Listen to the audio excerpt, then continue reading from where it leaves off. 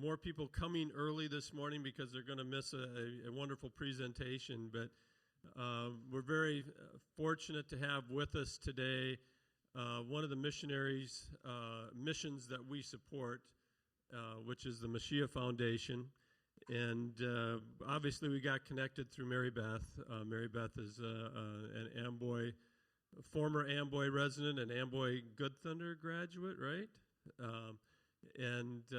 So we got connected that way, and gosh, it's been a number of years anyway that I guess River's Edge has been around 11 years, and it's probably been nearly that length of time that we've been supporting them. So Mary Beth, if you just want to come on up and share what you've been doing. Thanks a lot, Jeff. Yes, I grew up in Amboy for my high school years, and I guess my claim to fame would be I was in the last graduating class of Amboy Good Thunder, 1987. That was the last year. No, you can remove that. And I drove through Amboy about a week ago, and the most shocking thing was seeing grass field where the school used to be. So it's wonderful to be here with you. I used to babysit the Bash girls many, many years ago when I was in high school. And we really thank River's Edge for supporting us in our ministry in Jos, Nigeria. I'm going to make this pretty fast because we just have about half an hour or so. So we'll go to the next slide. Bayo, can you stand up? This is my husband, Bayo. He's here with me today. I'm going to speak because you can hear my English really well as an Amboy native. Bayo certainly speaks English, but just ask him to slow down, and you'll get it. He's got a strong accent. This is our family. Toby on the right is our oldest. He's about 22. He's going into his last year in college in California. David behind me just finished high school. He's in Hutchinson, Minnesota right now with my parents, and he'll be going to the same college in California later in August. And then Lily in the front is our third child, and she's going to be in 11th grade in high school, starting in a week or two. Next one. Well, I'd just like to refresh your memory on where we are. We're on the continent of Africa, and you can see all kinds of colors there. Those are not states, but they are individual countries. There are 54 countries in Africa. Next one. And just to let you know how large Africa is, you could put a lot of different countries inside Africa. You can see the continental U.S., China, and India, and all kinds of other countries. It is enormous. Next one. There's the map of Africa. I don't have a pointer. Do you have one back there? Okay, well, I'd like to tell you where exactly Nigeria... Oh, good, you do have one. Can you go to the left? The other way. Okay, that right there, right there. That is Nigeria. It is one of 54 countries. I just have to tell you a couple of strange things about the place. We have a population of 216 million, and no other country in Africa even comes close to that. Egypt would be about the second with about 80 million. Okay, we're just unusual. And then we have about 500 languages, okay? Nowhere else would you even find that in Africa. Maybe South Africa has 30 or something like that. But Nigeria is just unusual. I don't know how we got so many people groups there and so many people. Okay, next one.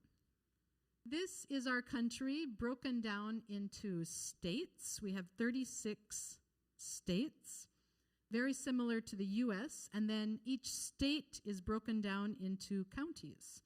They're called local governments, but it's very, very similar to the structure of the U.S. We live in Plateau State, which is kind of in the middle. Go ahead to the next one. Well, here's just some interesting facts about Nigeria. If you take Minnesota times 4, that equals the land space of Nigeria. So it's big, but when you consider that there's 5.7 million people in Minnesota and 216 million people in Nigeria. You can kind of get an idea of the population density. And then let's just compare that to the U.S. population of 335 million. So you can see that Nigeria has about 2/3 of the U.S. population in a fairly small land space. The official language of Nigeria is English. My husband has been speaking English his whole life. Nigeria is a former British colony. That's how English came to be. And we have many, many languages there.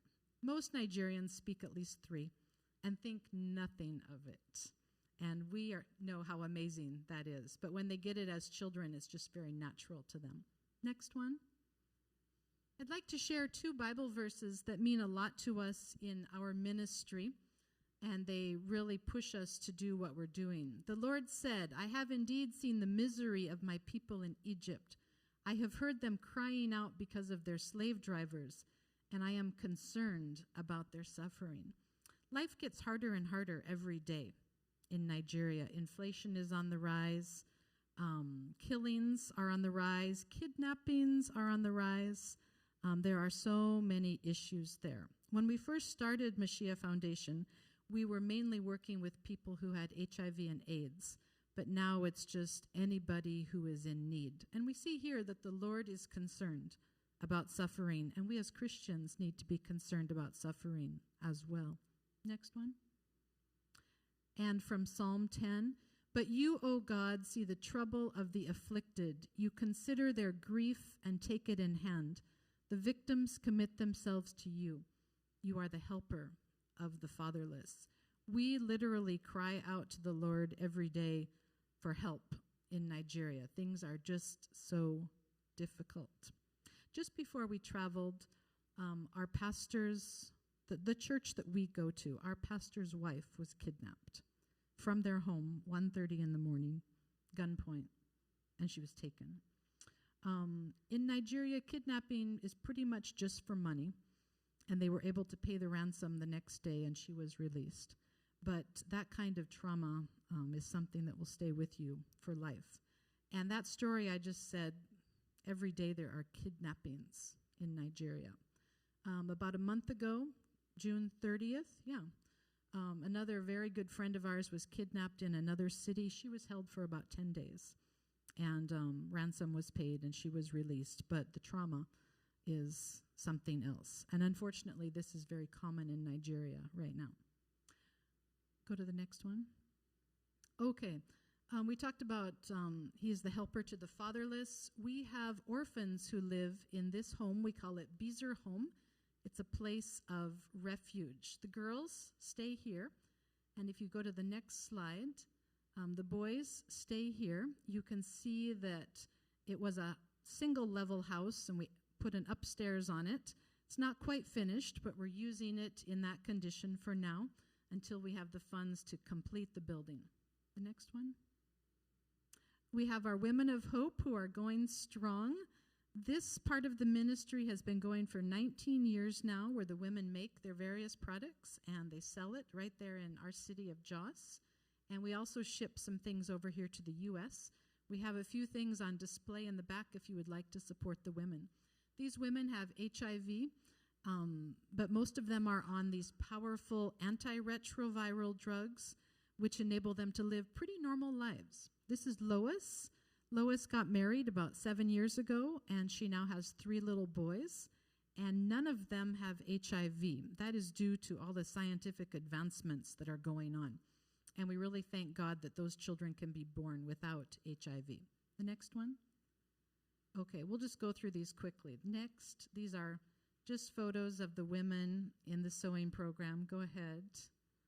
Well, I do need to tell you about this one. She's a grandmother, and when I first met her in 2003, she had HIV, and she thought she was going to die any day. She stopped wearing her beautiful clothes. She just put on the most drab things that she had. She kept her beautiful clothes in a suitcase, and she just didn't feel she had much time left. But as we worked with her, the joy came back into her life. She started earning money to take care of herself, money to buy food so that she could take her medicine. And this is 19 years later. Here she is with 2 of her grandchildren. And we just give thanks to God for infusing these people with life and joy once again. Next one. This is a quilting machine that was donated to us by a church quite a few years ago. It's still going strong, and we have a local repairman who can even handle the intricacies of that long arm quilt machine. Next one. Next one. Next one. Oh, there I am with my sun hat. They got a picture of me shopping. Next one.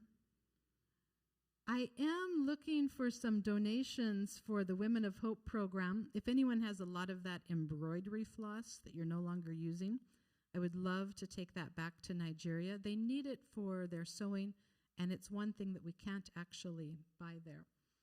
Also, if anyone is into quilting with the quilting mats, the cutters, the rulers, I would love to take that back. We can leave our mailing address with the pastor or with Jeff if you would like to send a few things to us in Hutchinson. We go back at the end of August. Next one. This is the hospital that Meshia Foundation runs. We take care of people who have HIV as well as anyone who comes with a medical issue. Next. That's the reception area. Next one. Here's our doctor, Dr. Elizabeth, seeing a patient. We had 55 babies in the hospital last year. Next one. This is the pharmacy where we provide medicine at subsidized prices. Next. This is the lab where we do basic lab investigations. It's not really high-tech things, but just the basic things that people need in Nigeria, such as being tested for malaria and other things. Go ahead. This is one of the wards where people can stay on admission. Next. Well, I'd like to talk about the school. I'm a teacher, and education is very near and dear to my heart. And we have just loved developing this school over the last 12 years. And here you see some of the school children. We took this photo about a month ago. You can see how green it is in the background. This is our rainy season right now, and it rains every day in July and August. Not all day, but every day. So we have about 20 shades of green right now. During the dry season, everything will be like the sandy color in the front of the picture. Go ahead. This is a school building that we've been working on building for about the last 5 years. In Nigeria, we just build as we have money to build. And then we even move into buildings as they're under construction. We've been in this building for 1.5 years right now. And the roof just got finished about a week ago on that part on the right. It's built into the hillside. That's why you see kind of the unusual levels there. The next one.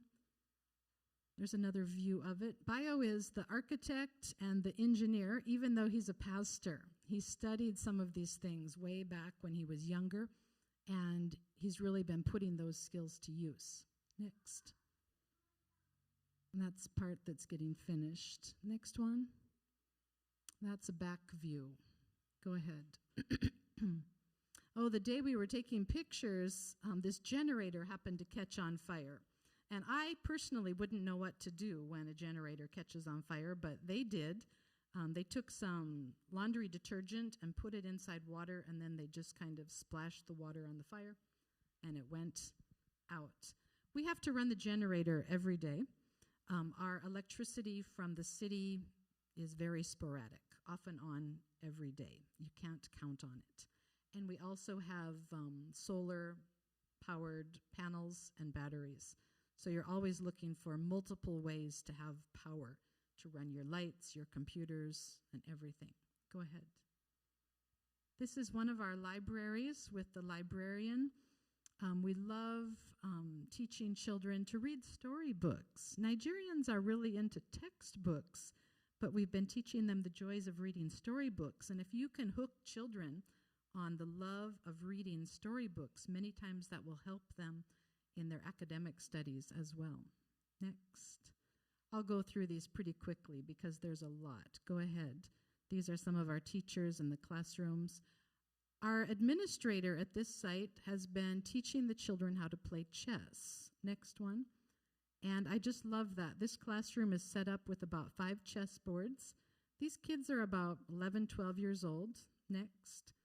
And he really believes that teaching them these thinking skills of chess will help them make logical decisions. And I love that. Next one. These are some of our administrators just chatting a little bit. You can see our banner there. It says Foundations Academy, cultivating a love for learning that impacts the world for Christ. All of our teachers are Christians, and we freely share the gospel with our children in the school. Meshia Foundation sponsors about 100 children in the school, and then there are some other organizations that also sponsor orphans. And then we have some children who come from the community as well. But we use it as a platform to share Christ with all of our children in the school. Go ahead. These are some of our kids playing. Next one. Next one. Oh, in the classroom, they were having music class with Mr. Jerry. Next. We're always reading storybooks to the children. Next. Oh, here they're playing some games. And later I'll share a list of games that I'm trying to collect while I'm in the U.S. this summer. Next one. Oh, they're doing more games there. Upwards and dominoes and Othello. Next. These are some games we would love to collect. Chess sets. I've had a specific request for chess timers. They want to get into tournaments where they actually have to time.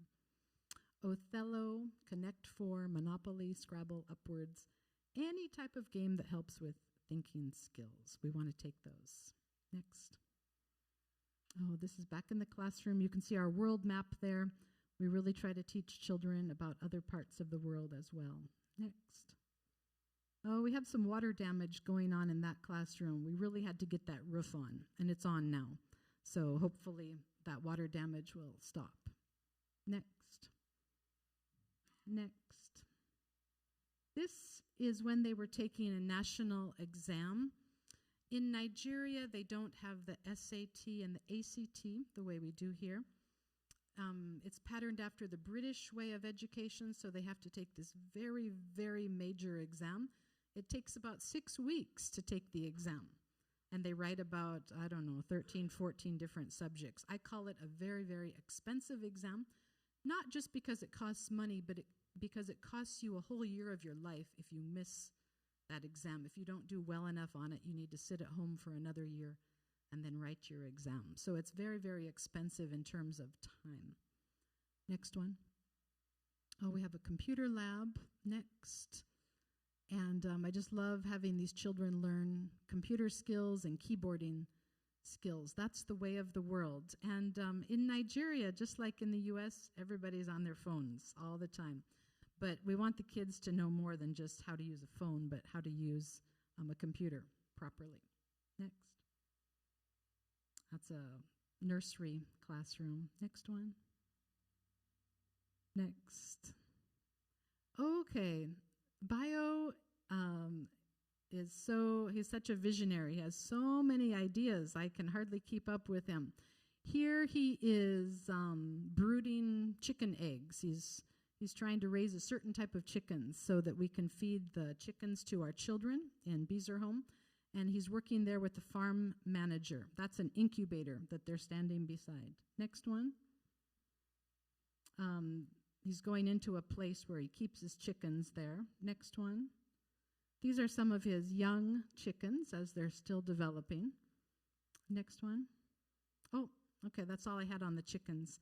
But Bayo is always thinking of ways to make the ministry sustainable.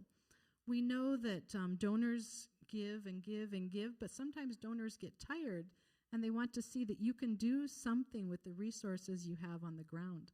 And so Bayo is always working to make the organization as sustainable as possible. And part of that is raising some of our own food for the orphans. We have many, many people who work with us in Meshia Foundation. I don't ever want you to think it's just the two of us. In fact, the staff is about 250 people who work with us. A large portion of the staff works at the school. We also have another school which is run more on the American curriculum, and that school helps to support the school with all of the orphans. So we just have a lot of staff, and we're going to show you a few of them right now. These two work in, let's go back to that one, in monitoring and evaluation.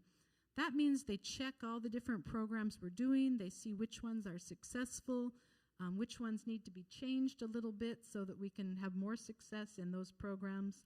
They go out into the communities with various programs. Once in a while, we get a grant from the U.S. Embassy to run certain types of training. For example, recently we've been working in the prison in Jos. That was part of a grant from the U.S. Embassy. So these people really keep track of all the different programs and the data. The next one.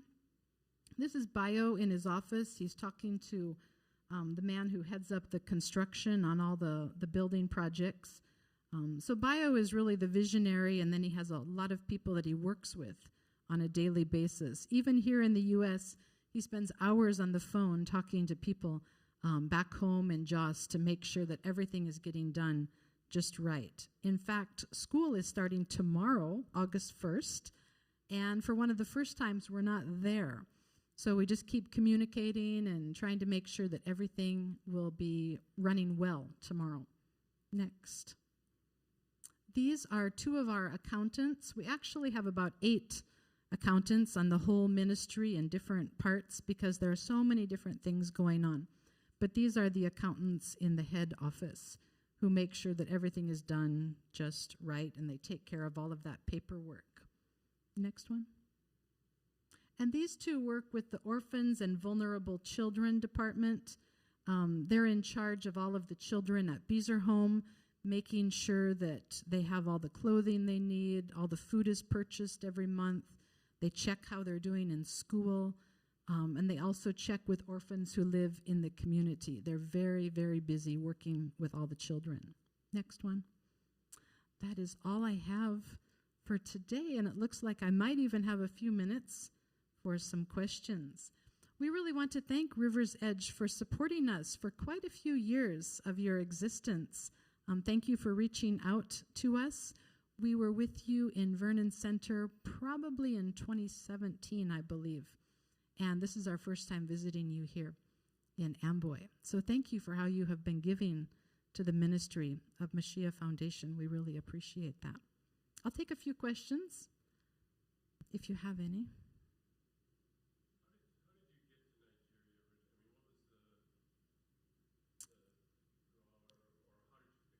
Yeah, thank you for that.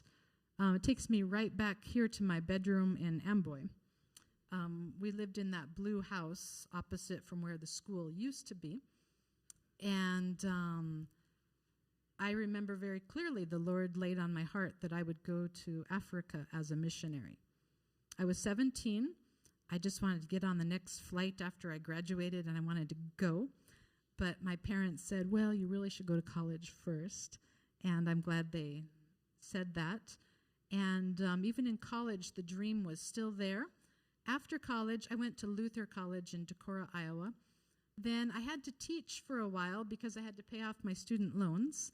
So I started teaching in Iowa Falls, and I did that for 4 years and worked on whittling down those student loans. And the dream was still there to go. I didn't know where in Africa. But then a friend sent me a letter and said, Hillcrest School in Jos, Nigeria needs an English teacher. Do you want to apply? And I applied, and I got the job, and I went in August of 1995. So I've been there for 27 years now.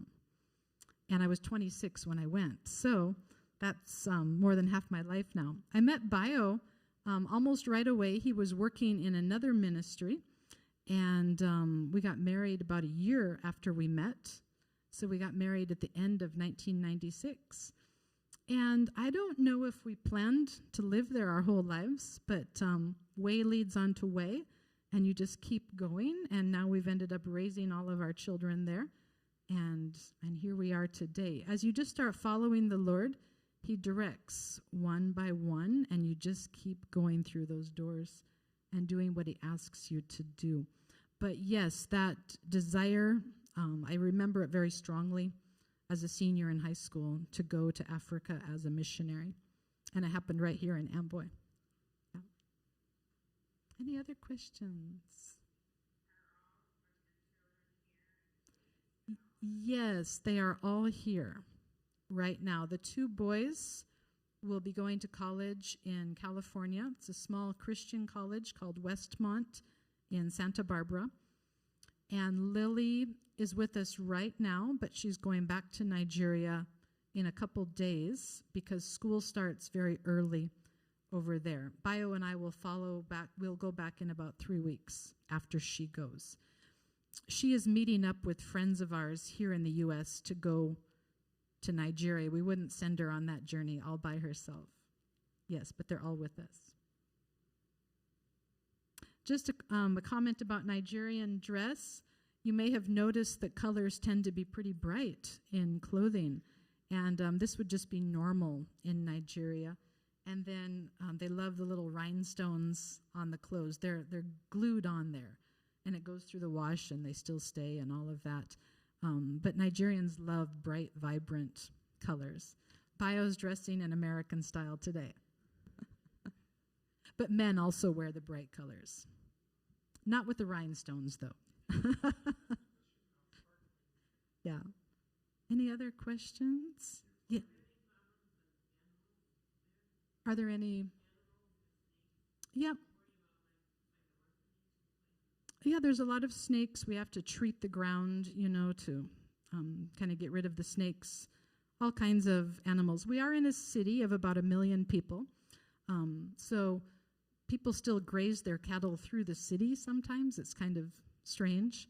But, yeah, lots and lots of wildlife. We ourselves have dogs and cats. We even have monkeys, which you might say, well, that sounds normal because you're in Nigeria. But it's not normal to have monkeys in the city.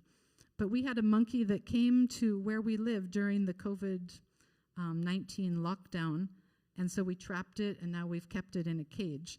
But most people don't have pet monkeys, okay? It's kind of unusual. And my daughter had 2 hedgehogs. So there's lots and lots of animals around. Yes. Yes.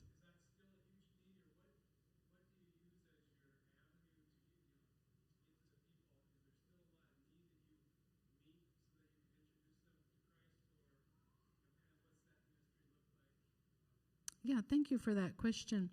Back in the early 2000s, the AIDS crisis was really bad. We didn't have the antiretroviral drugs at that time, and people really were dying left and right. But that has really stabilized now.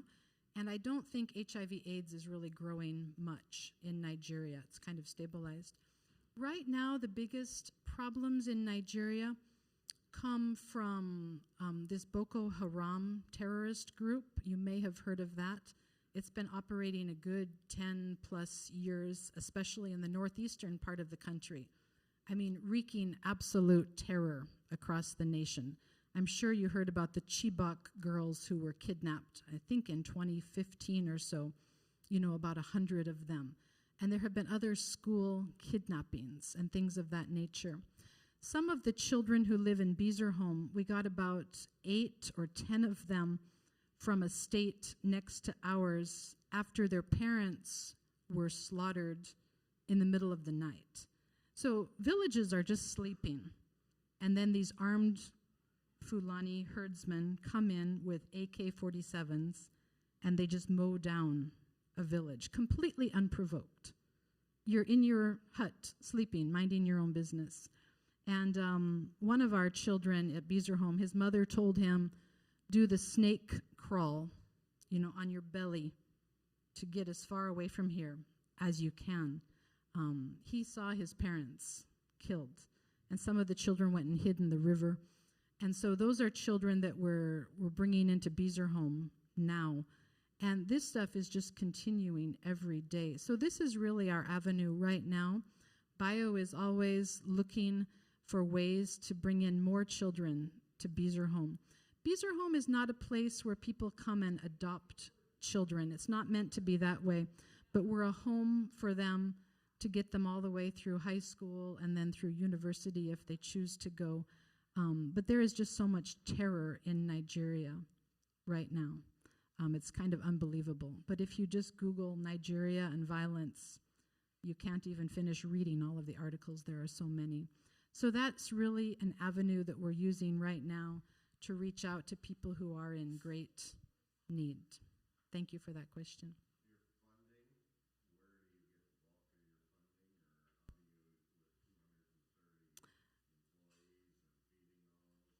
Yeah, that's a lot. As I mentioned, we have another school which actually helps to fund the school where the orphans are at. So that school is funded through school fees.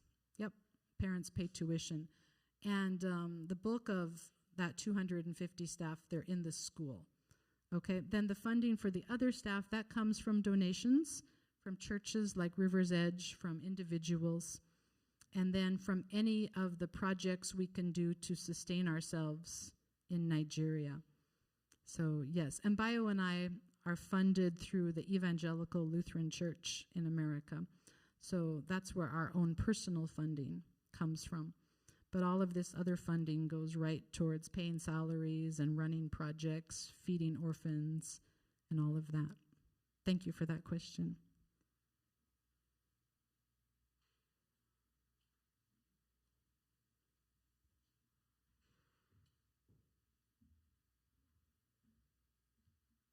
I wish we had more time.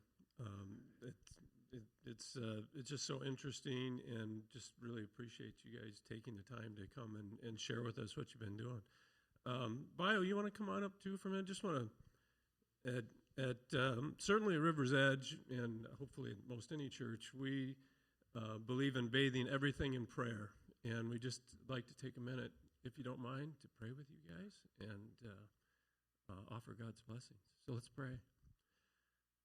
Father God, and we give you all the praise and all the honor and all the glory. And Lord, we just pray that you will continue to bless this ministry of the Meshia Foundation, that you will protect them, Father, from all harm, and bring peace to the people of Nigeria, Lord, that your word would touch the hearts of everyone there, and that people could live in peace and harmony with each other. Lord, we continue to pray for Mary Beth and Bayo as they get a little time here with their family, and pray that you will bless this time here in the United States and keep them safe here as well, and safe travels back to their homeland in Nigeria, and just pray that, again, that you will guide and protect them always. In Jesus' holy name, amen. Thank you. Thanks so much for coming. Really appreciate it.